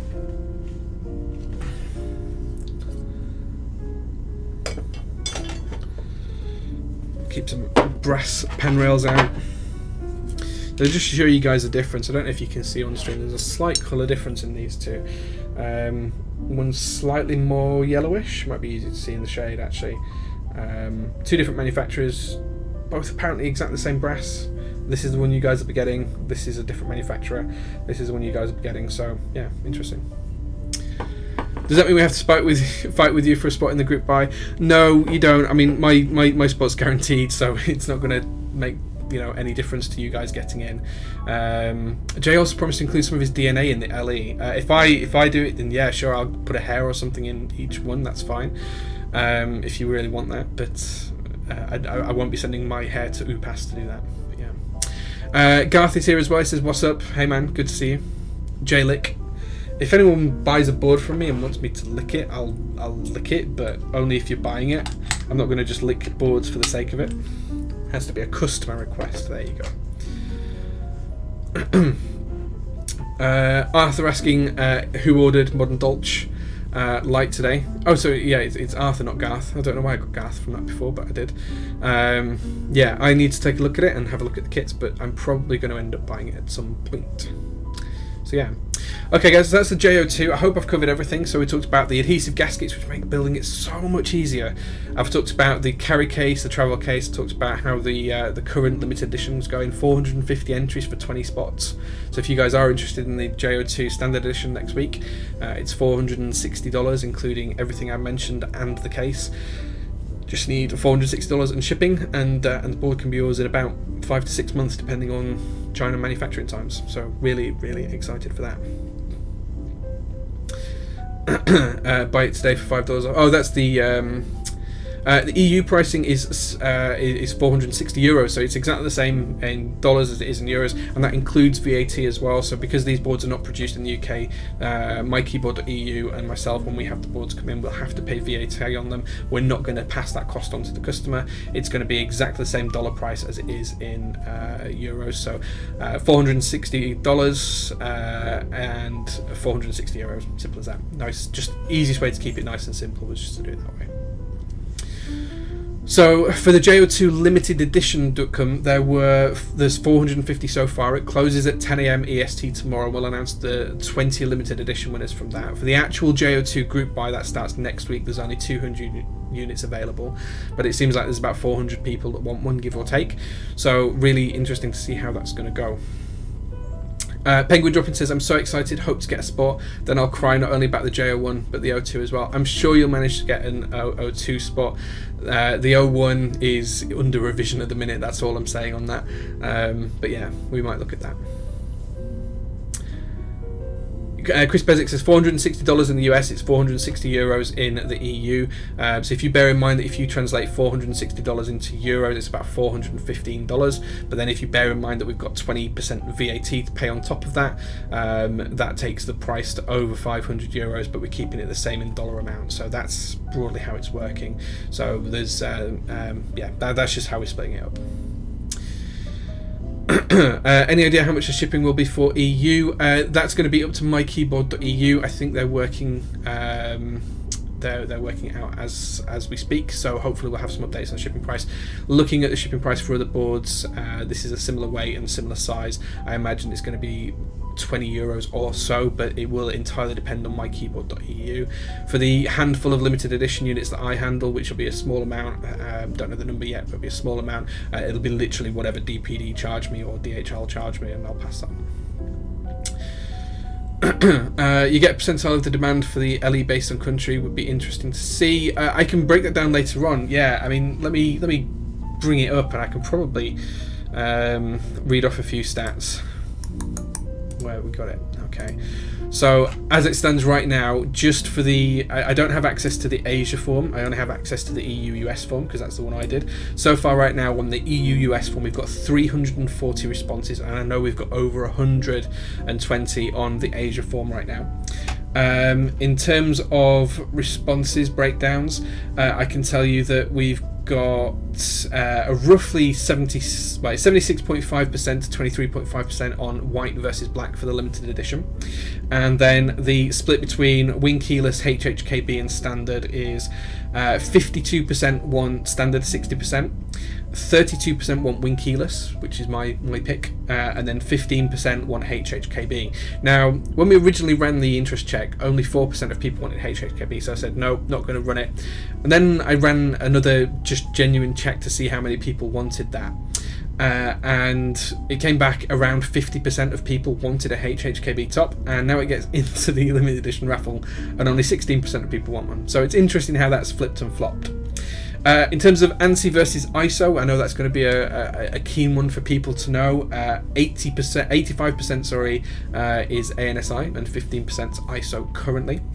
And then in terms of the region, so around 73% of people who've responded to the limited edition raffle entry are from the US, and 26% are from elsewhere that fall outside of Asia or the US. So there we go. So there we go. Those are the numbers. Those are the numbers so far.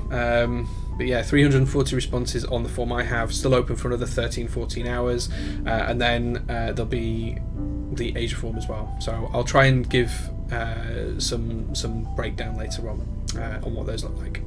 Are you providing files for 6.25U space? Yes, it's included on the PCB, Chris Bezic. You'll be able to put a 6.25U spacebar in there if you want. You will need to get your own plate cut. That won't come as part of the group buy. The plates in the group buy only support the multiple versions of the 7U bottom row. So whether that's the wing keyless that you can see here, or whether it's the HHKB, or whether it's the straight 60%, they only support the 7U bottom row. But it is there on the PCB, so you could get a plate cut, and all of the plate files will be shared as soon as the group buy is closed. So as soon as all of the boards have sold out on the vendors, or until by the end of the group buy, which is the end of the month, whichever comes first, that's when the plate files will be released. People can then change them, move them away, order plates in different materials. So you could reach out to Max to get ones done, West Foxtrot of Cable Car Designs to get PC nylon POM plates done. You could go to Laser Boost and get some brass plates done. Whatever you guys wanted, we can sort that out. So yeah, ANSI for the win. Whatever you're comfortable with, guys, you use that layout. It's simple as that. Yeah, we voted away ISO at Tehe stream. Use whatever layout you guys are comfortable. This is Satisfaction 75. I've been paid some bits to keep out of visibility by Mr. Petrov, but it's using GMK Honeyboard, which is a keycap set that's just been delivered quite recently. So there we go. Okay, so I think we've covered pretty much everything on the J-02. If anyone's got any more questions, please do ask me either live on stream, or if you want to ask me in private, you can reach out on Discord. It seems like I've got about 30 PMs whilst we've been on here as well.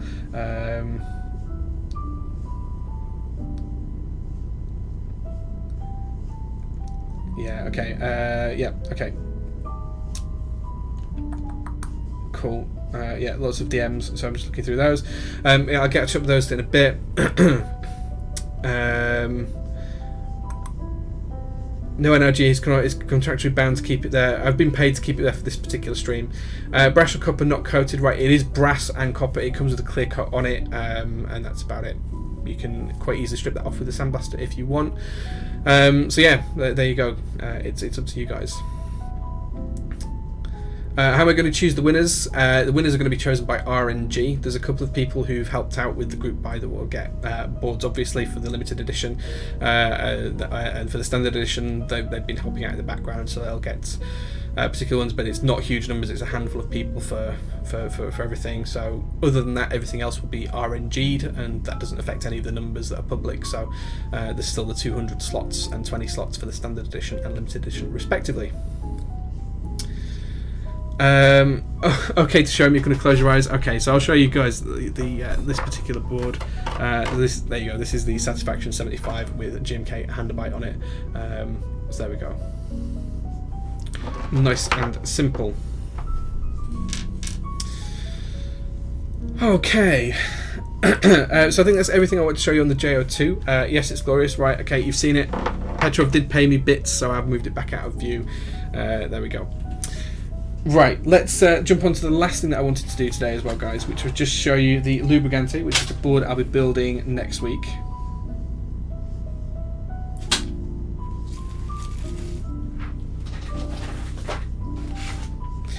So this is the Lubrigante. Yeah, Mr. Petrov, it's safe to come out as well.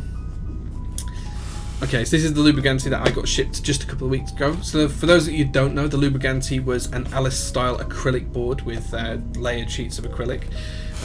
It's been a while since I ordered the board. I did order what was called the wildcard version, which meant I basically didn't know the colour or anything else until I received it. That was all kind of kept secret, and I think Honeyboard Cohen guys did do something a little bit different with the feet for these, so we're going to take a look at that as well. I think that there's an angled base and stuff like that, so it's a little bit different. This is how it came packed in the box. There's actually 2 of these boxes, and I've taken off some bubble wrap and put them in one just to help me store it, so bear that in mind as I open it, guys. But this is what I received.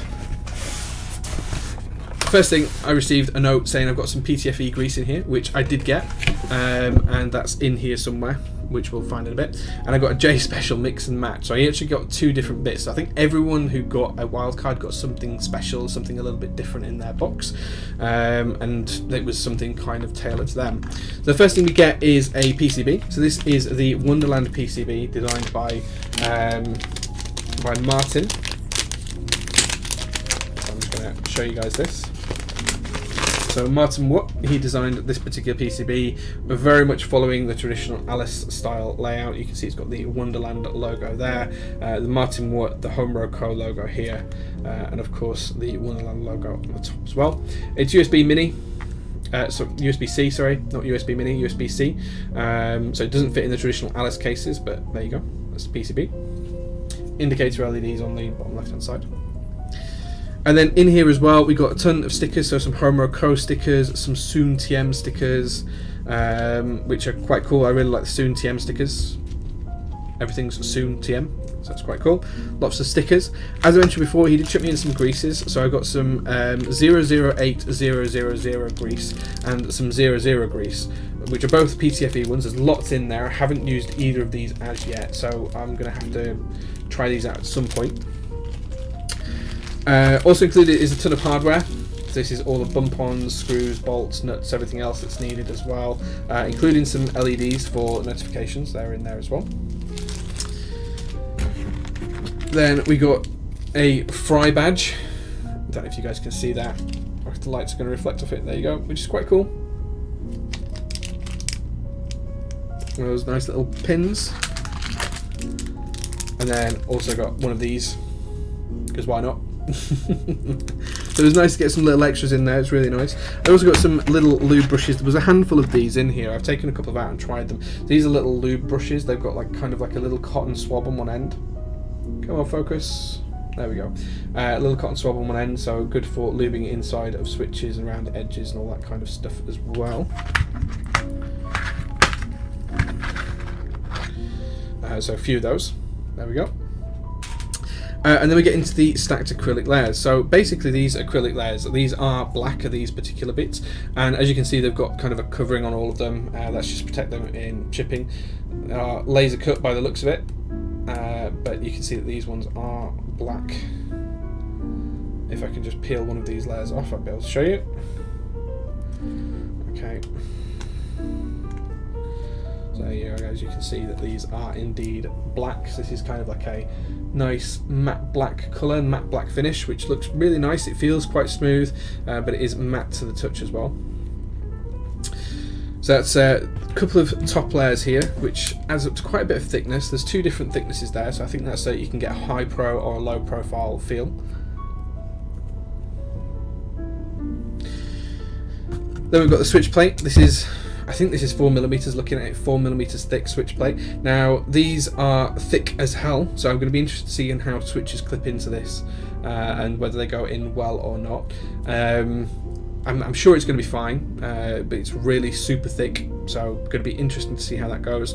But I'm really excited to put that together and build it. And then in terms of the base, so because this PCB supports underglow, as you can see, it's got the underglow LEDs in places. This base that they sent me was clear, so we have this nice crystal clear base. This is one layer that goes at the bottom, and there's another layer as well, which is the actual base itself, so that's these two pieces here. Whoops. So I've got those as well, which are the base, and then the other thing that I've got, which is just on the inside of this, which has been cut from the middle of that piece to make it easier to put together and to save material, is enough parts to make an angled base. So these all basically come out of here, and you can layer them up in different ways to make the base different heights and things like that as well. So I'm really excited to see how that works. But I'm really interested as well. So lots of different parts to make an angled base there as well. It's quite clever. And then the other thing they sent me as well, with some bright orange ones, because I have a nice classic car that's bright orange. They've sent me some orange versions of the same parts. This is really nice, bright, luminous orange, which does wonders for your eyesight. It's really, really bright. So there we go. So these pieces here, these pieces make an angled base. So because the base of the keyboard is flat, it's flush with the desk, it sits flat with the desk. These allow you to make an angle on it, so you can put these pieces on at the back of the keyboard to raise it up and tilt it, and then you can put these as long parts to give yourself that kind of angled shape as well. So they're designed to be able to give it a kind of an angle to it. It does look more like pink because it's got a white piece of layering on it. So let me just put this piece on. I'll show you. There you go. It's bright orange. Bright orange. The camera might not pick it up, but it is bright orange, I promise you.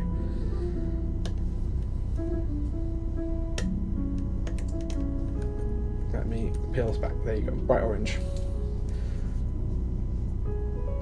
So there we go.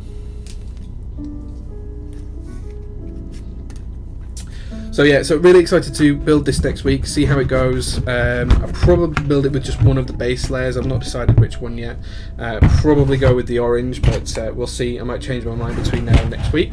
But that's the board we're going to build, and I'm going to build that with my alpaca switches. So these came in the other day as well. I've had these probably less than a week, and I haven't even lubed them or tried them or anything else yet, other than to just have a quick press through the bag. So these are the switches we're going to use, alpaca switches. These came in from Prime KB just the other day. These are regular ones, not silent, so I'm really excited to use these. I've only pressed these through the bag and they feel great.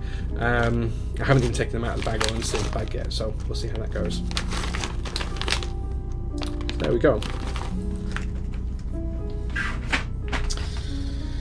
So that's going to be next week's build stream, folks. We're going to be putting this all together, giving it a test, seeing how it stacks up against the Alice's and everything else that's in this world that kind of follows that layout and format these days. But I'm really excited to see how that goes together and see how it works. So yeah, that's next week's build stream, which is soon TM. Totally build it with the orange base. Yeah, that's the plan. Highly recommend filming those alpacas, Jay. Cool, I can do that. I need to lube up the switches and everything else this week, so I can take a look at filming them and things. So yeah, we'll see how that goes. I'll probably be doing it next Saturday morning, actually, whilst I'm waiting for the J-02 group buy to go live.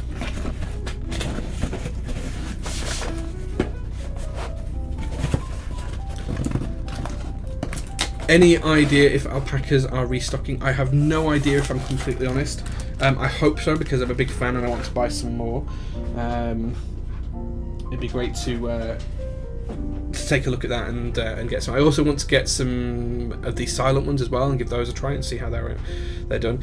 Yeah, I mean, just be how popular they're going to be done. You know, how popular the alpacas have been. I can't see them not being brought back into stock again. So we'll see how that goes. But I'm pretty sure that Holton in Prime KB is going to be getting some more in. He actually sent me a lovely little handwritten note as well, which was really sweet of him. So he included this with the switches, which was really nice. So yeah, really nice. In terms of other things that I just wanted to call out as well, so watch out for the J-02 group buy next week. Again, thank you to all of our sponsors. Thank you to MyKeyboard.eu. Thank you to Upas, who's DM'd me, and I need to read that. Noted, Upas. But Upas is, one of the best people in the community. So thank you very much to him for running the J-02 and being on stream today. Yeah, and as well, yeah, I was going to talk about it as well. Cohen's here. He says, don't forget to buy Perestroika. So one of the things I did want to talk about is and I've butchered the pronunciation of that, but Perestroika is in group buy right now. It's one of the nicest key sets that I've seen in a while, and I just don't want it to go the way of Yugo, because Yugo was great and it only just got made. So please, guys, if you do like it, do go take a look at it. Do go take a look. Okay, so I know that wasn't a usual build stream, guys.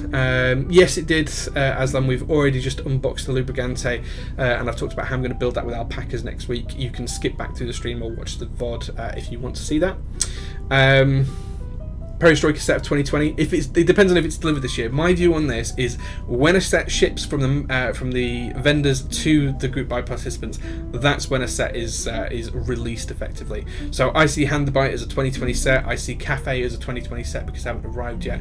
You know, all the sets that delivered. So Shoko was not a 2018 set; it was a 2019 set because it got delivered in 2019. So all of those things, I think, is when it's delivered to the end user. That's when it's released. So always take a look at that. So hopefully it will be a 2020 set. What's the estimated time on purchase to delivery of the J-02? We're estimating 5 to 6 months, but that could change, all depending on the coronavirus. Just because it's one of those things, you know, we don't know how long manufacture is going to take. China's shut down for an extra week at the minute, which is affecting some of the conversations Upas was having with factories and things like that as well. So it all just depends on how that plays out, but it's one of those things. We can't control it. We're just going to have to wait and see, and we'll keep everyone abreast of any changes. So if that timeline does push out to the right a little bit and it becomes, you know, July or August, we'll let people know. So there you go.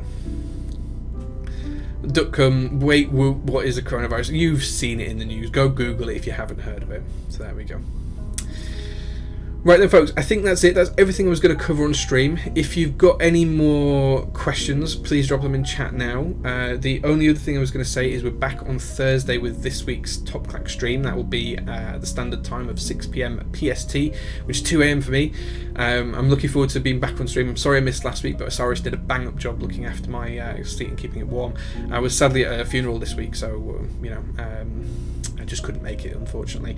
But I'll be back on Top Clack next week. Of course, the next week's build stream will be the Lubrigante, and I'll also have the results of how the J-02 group buy went, or how it's going at that point at least. So I'll let you guys know that too. Everyone who did ask about, so someone asked earlier on. I can't remember who it was. Let me scroll back. I'll see if I can see it. Someone asked around the design for the J-02 and J-01. I can't remember who it was. I can't see it in the chat either. So whoever that was, so the J-01 and J-02 were my designs. Flaky Biscuits, that's it, yes. So they were my designs. I cannot use CAD to save my life. So I did all of my drawings on paper with pencil. So I did fully detailed drawings. My first career before I became a program manager was an architect. So I did fully isometric drawings, cross sections, everything else, you name it, of the boards. I think I've got about 20 different hand pencil drawings.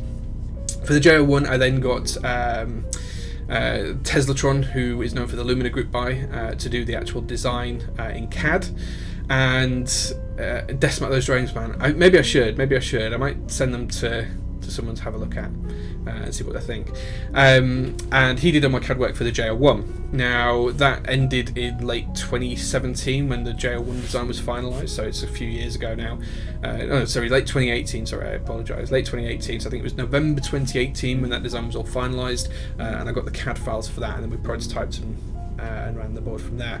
The J-02 again did all the same drawings and everything else, using very much the same design cues as the J-01. A couple of slight changes to things like radius of corners and stuff like that. And James AKB, who works with me in my Discord server, he did all of the CAD work for the J-02, so he made sure they fit my original drawings and everything else. And then all production for all parts has been arranged by myself to date so far through manufacturers, and Upas will be handling that for the group buy. So I hope that answers the question, Flaky Biscuits. Let me know if I've missed anything.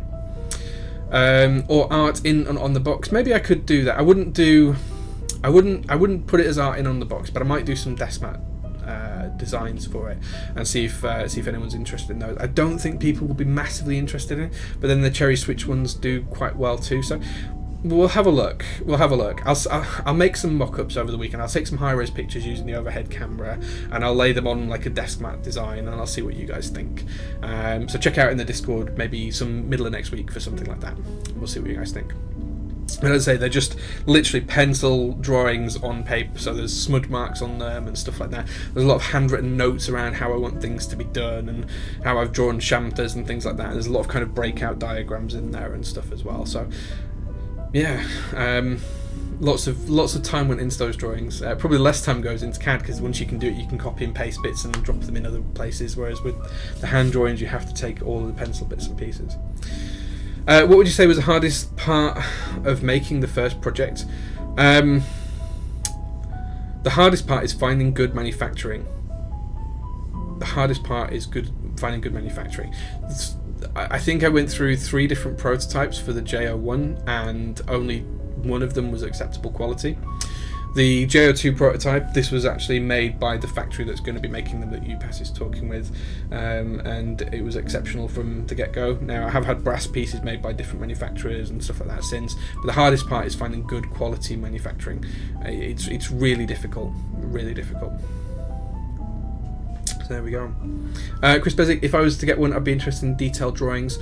Yeah, as I say, I might do it on the desk mats. I wouldn't put the detailed drawings on, you know, in the boxes or anything else like that. It's a lot of logistics to handle and printing and stuff like that. So I wouldn't do that, but I might do some desk mats with them on and see if people are interested. I might do some mock-ups and see if people are interested.